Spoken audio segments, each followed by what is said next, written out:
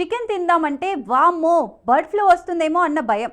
అలాంటిదేమీ ఉండదని నిపుణులు చెబుతున్నా ఎందుకులే బాబు రిస్క్ అనుకుంటున్నారు జనాలు. దీంతో చికెన్ సేల్స్ విపరీతంగా తగ్గాయి. దీంతో చికెన్ వ్యాపారులు, పౌల్ట్రీ రైతుల పరిస్థితి అగమ్య గోచరంగా మారింది.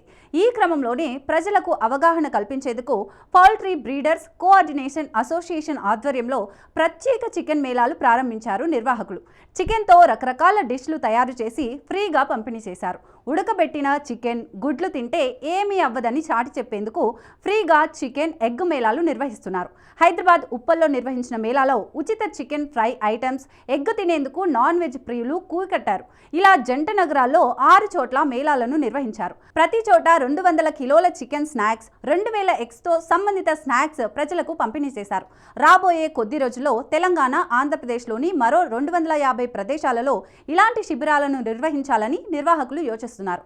చికెన్, గుడ్లు తినే విషయంలో ఎలాంటి అపోహలు వద్దని నిపుణులు చెబుతున్నారు. సోషల్ మీడియాలో కొందరు అసత్య ప్రచారాలు చేస్తున్నారని, ప్రపంచ ఆరోగ్య సంస్థ రిపోర్టు ప్రకారం ఉడికించిన, వేయించిన చికెన్, ఎగ్స్ తినడం వల్ల ఎలాంటి సమస్య ఉండదని చెప్తున్నారు. తక్కువ కాస్ట్లో ఎక్కువ పోషకాలు లభించే చికెన్, గుడ్లను పక్కన పెట్టొద్దంటున్నారు. ప్రభుత్వం కూడా చికెన్, కోడిగుడ్లను కొనేలా ప్రోత్సహించేందుకు మేళాలు నిర్వహించాలని అధికారులకు సూచించింది.